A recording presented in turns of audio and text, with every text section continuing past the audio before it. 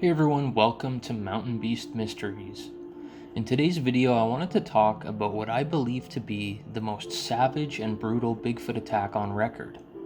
We're talking about the story of the trapper named Bowman, who back in the late 1800s was out trapping beaver with a partner who, while Bowman was out gathering beaver traps, was violently killed by a Sasquatch bite to the neck. Now, this story was originally documented in the book The Wilderness Hunter by Theodore Roosevelt. Yes, that's the Theodore Roosevelt who became the 26th President of the United States. Like, how cool is that? A president wrote about Bigfoot. I think it's pretty awesome. So back in the late 1800s, the term Bigfoot wasn't even a thing yet.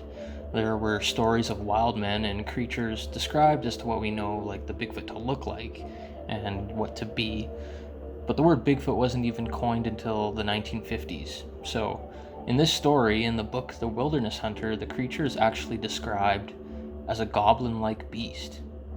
It's extremely interesting that a creature who is described in a way that portrays Bigfoot is actually called a goblin or a monster, because they had nothing to call this creature, that had been encountered many times already prior to this story.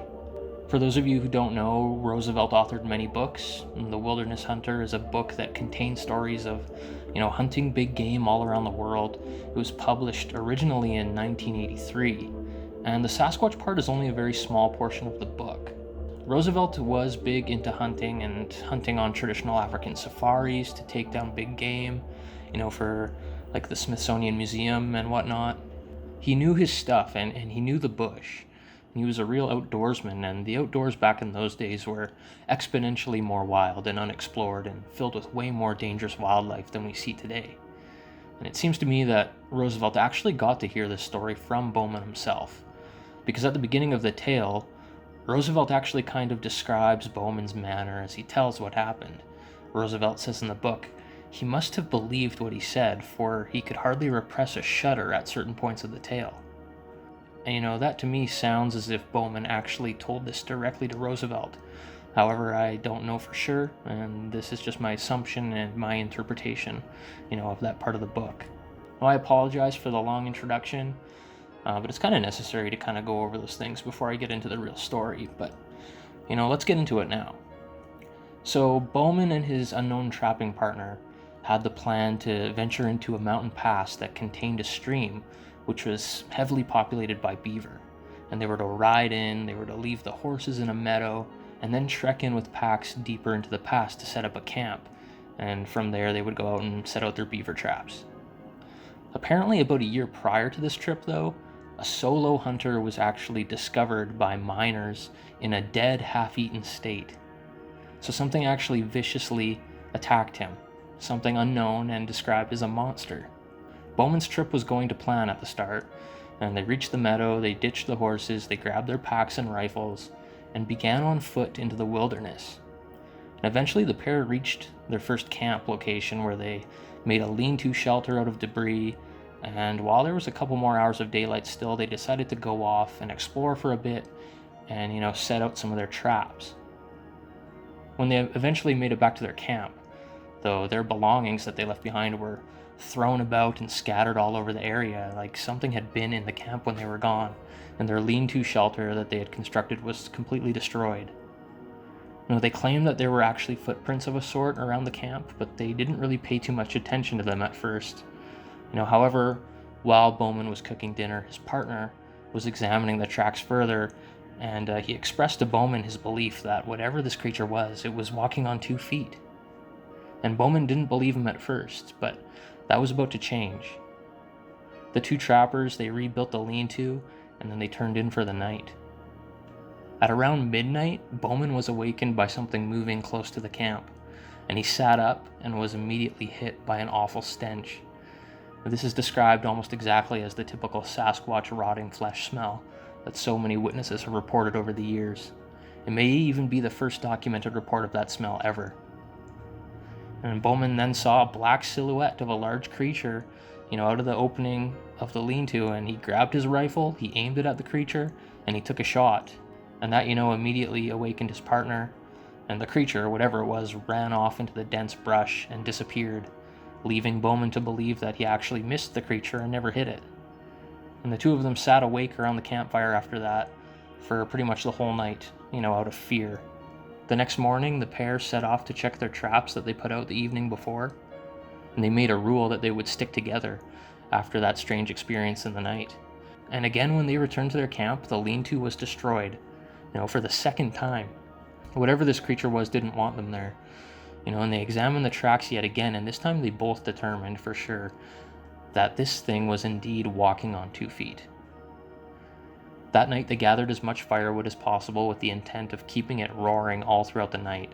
Now apparently, again at midnight, this mysterious creature came down through the trees on the other side of the creek and observed the two trappers from a hillside for about an hour, and it just watched them in the darkness, very, very creepy. And apparently while it was doing that, it would occasionally make weird moaning sounds from that position, and it made Bowman and his friend very uneasy. That night the creature didn't come close to the camp.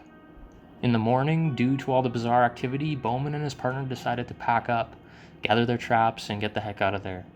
And at first they stuck together to recover the tracks, but eventually they changed their plan so that Bowman would retrieve the last few beaver traps while his partner packed up the camp.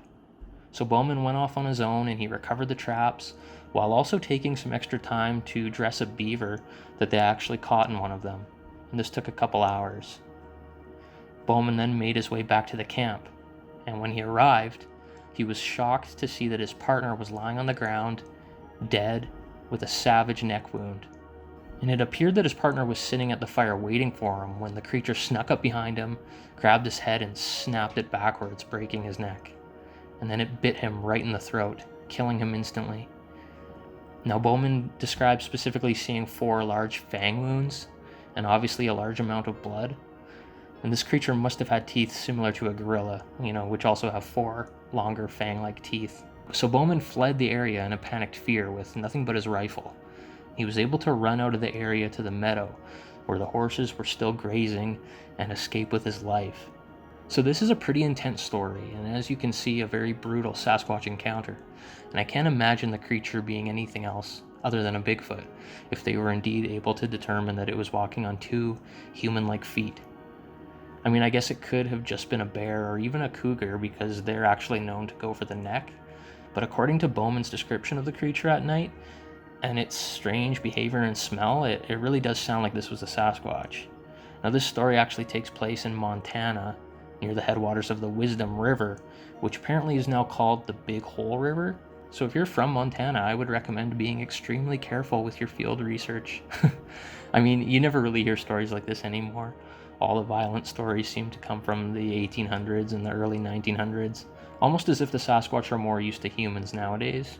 However, we do get all those weird missing people's reports and missing 411 stories that people like to associate with Sasquatch, so who knows what's actually going on and if people are still being taken or killed by these things. It's interesting, just like the Albert Osman tale, this story is prefaced with the tale of a lone hunter being found dead. In Albert Osman's story, someone else actually had gone missing before him. It's like in all those old stories, there's always the part that sets it up as a creepy tale by hearing rumors about weird things happening prior. It kind of creates more atmosphere and suspense, and it hooks the listener from the very start.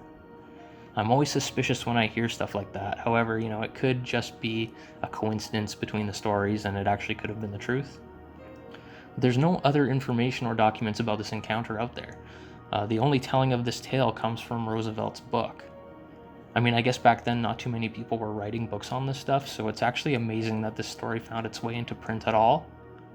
But it's just one of those great Bigfoot stories that gets you hooked on the subject, and definitely makes for a good campfire tale when you're out with your friends. I don't know, what do you guys think about the Bowman encounter? Do you believe it to be real, or just a story that was made up to make the book more interesting? Let me know down in the comments. If you want to support Mountain Beast Mysteries, you can do so through the GoFundMe link down in the video description. Thanks for listening to this video, guys. We'll see you next time on Mountain Beast Mysteries.